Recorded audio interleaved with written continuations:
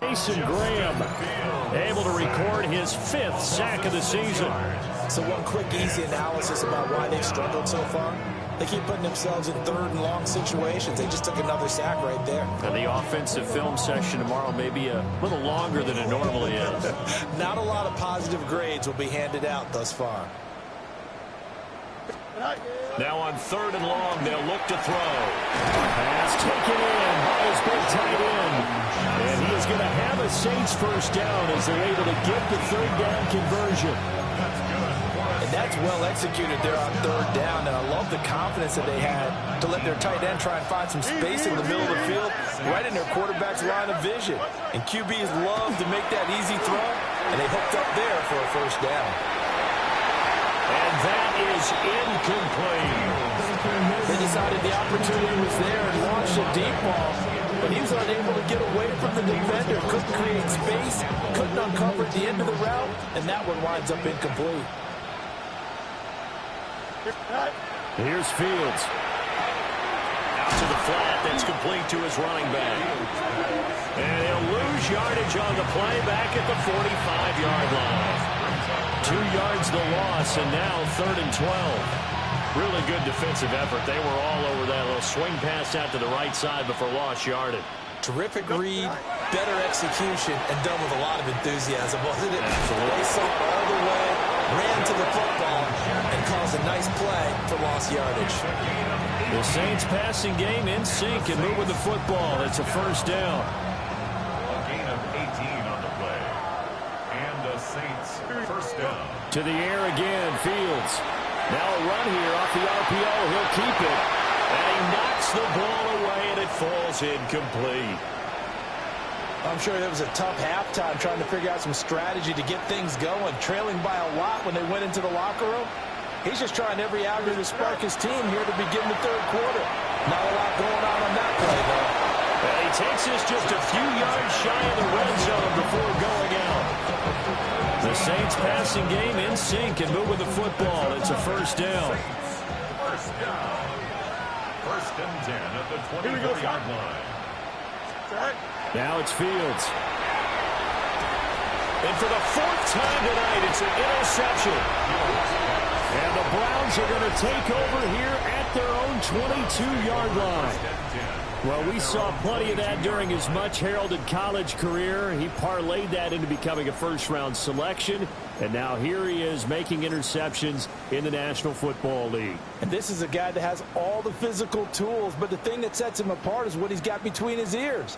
And that's the 6th sense for knowing where the football is going. Just an excellent play there to create the turnover. And not much there. Maybe a yard up in the 24. That felt like a trap because it looked to me like the opposing front was on that play from the get-go. They had everyone crashing the ball carrier before he even made the line, and they hold him to just a yard. On the handoff is ejected. And he'll fight forward to about the 27-yard line. Only gets 3 yards there on the heels of the 1-yard pickup. Sets up 3rd and 6. Let's give a lot of credit to the offensive line. They've been able to move the ball really well on the ground the entire game. And while that wasn't a huge one, that's okay. They'll take them in short, steady bursts. Well, he tries to force it in, and it's intercepted. Picked up by Justin Reed. And he's going to take this one back to the 37-yard line. He's had a fantastic rookie season, made a lot of lovely throws, but that wasn't one of them. Well, we got to give him one, don't we? I mean, with the year he's having, a lot easier for he and his teammates to accept that throw because for the most part, what they've seen, it's been pretty sensational. The linebacker, Jeremiah Owusu-Koramoah, on the tackle. We are headed to the 4th here on Thanksgiving night. You're watching the NFL on EA Sports. And we're back now here in Cleveland. A lot of happy faces in the crowd at this point as their guys have a big lead here to start quarter number 4.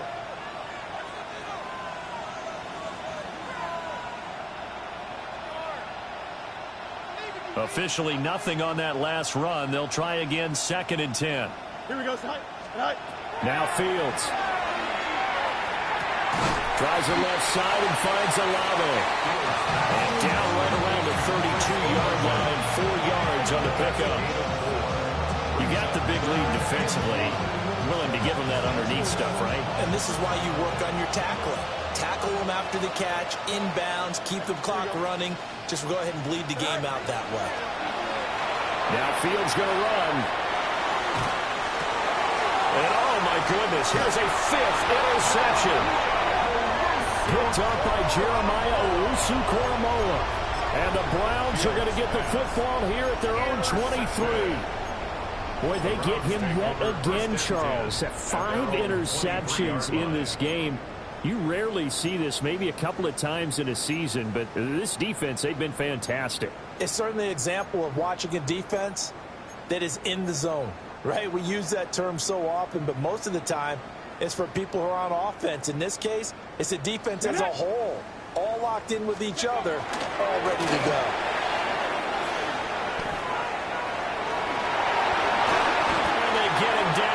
Before he takes it across the 40-yard line. 148 yards on the ground for him now as he has gotten better, really, as the night's going on. Okay, ready? One play has him up past the 40 already, and another 1st and 10. Here we go, here we go. They'll give it to Jenkins. And it's a little bit over. And a good run here as he'll rumble all the way down to the 40-yard line. They get 17 more on that one and another 1st down. No doubt those are the types of carries they're looking for here, Charles. The lead in the 4th quarter. This is when coaches that have a reliable running game, they breathe a little easier on the sideline. Yeah, they love the idea that they can take the air out of the football at this point of the game. That means they're really counting on that offensive line, counting on the runners, taking care of the football. Because you're going to tell your quarterback, hey, no time to be a hero. We're not going to throw it here. Just eat up that clock. And if you have the ball, they can't score.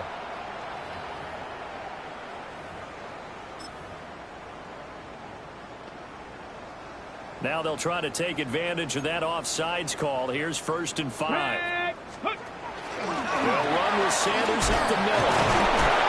And he'll be brought down at the 27-yard line. 9 yards on the pickup there, and it keeps the drive alive. Well, you know me, partner. I never tell them to back off of being aggressive, but sometimes you see the consequences when you're overly aggressive and you don't secure tackles. Guys break through. Trying to sell out to pry that football loose, and just as you said, cost some yardage. Yeah, you got to go get him. Stand him up first before you go for the ball. Don't just go for it initially. Down to the 25. 2 yards on the carry there. It'll be 2nd down. Brandon, I've got to think this offensive line has got some smiles on its faces. And I know it sounds crazy, but they practiced for this back in training camp. They knew they'd be in situations where it'd be extra defenders in the box coming after them, trying to keep them from locking down a game. Right now, they want to show the world they're up to the challenge. This will be a loss of 3, and now a much tougher 3rd down looming.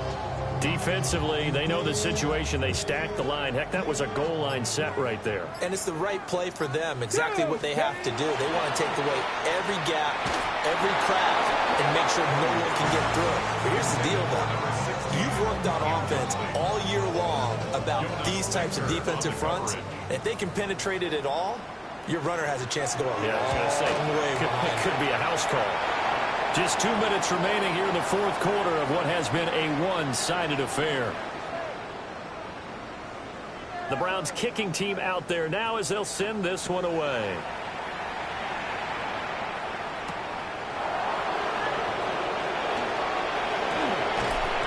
And makes it across the 20 as his guys will set up shop at the 23-yard line. The Saints offense on the field ready to get their drive started. It's now appearing that this losing streak is going to continue. You know, the coaching staff was confident that this was going to be the game to stem the tide, but that just has not been the case. One thing I think that's safe to say defensively, the tackling's been really good. And because of that, it's been very, very hard for them to move the ball because you're not getting the benefits of run after catch. They tackle them almost on the spot. That means they have to run extra plays, harder to move it. And he'll be taken down, but not before they reach the 50. A 1st down there on a pickup of 25. 1st and 10 at the 50-yard line.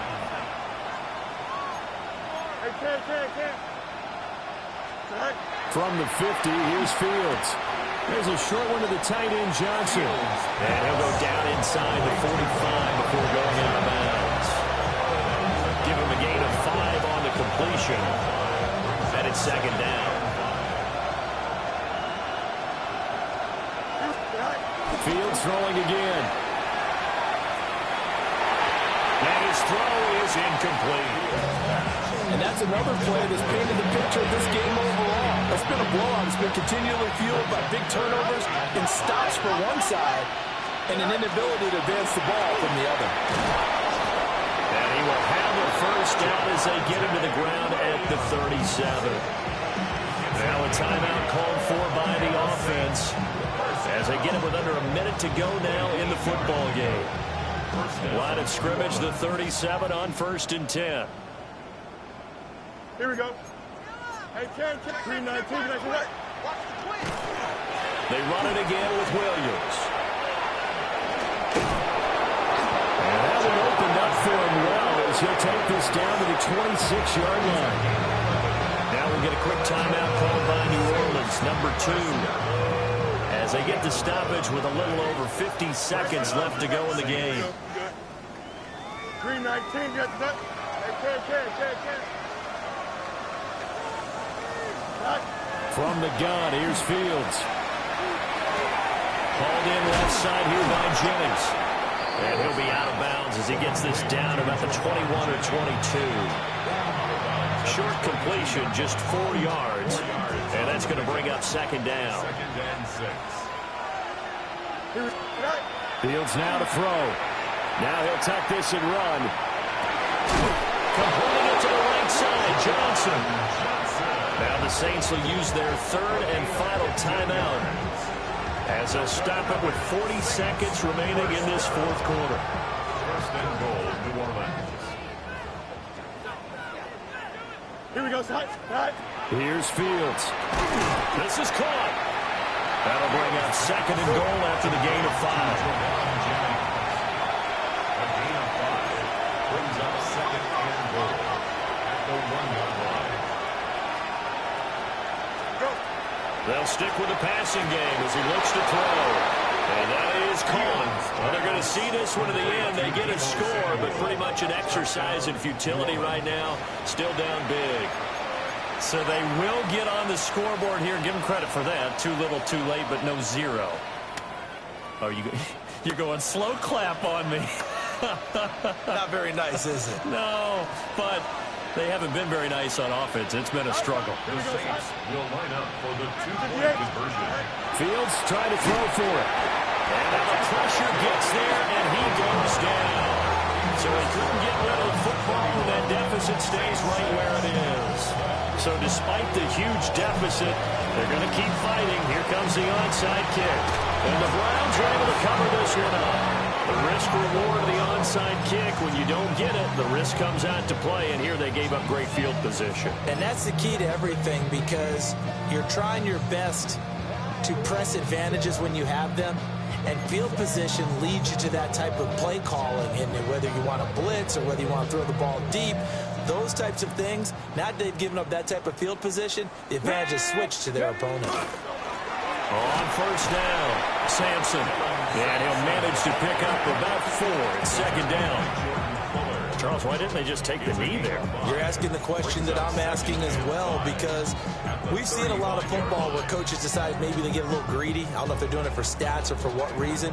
We've seen it happen in college, and how about in the NFL? The miracle of the Meadowlands. All they had to do was take a knee, and the game was over. The Giants ran it one more time, ball popped free. Philadelphia picks it up and wins the game.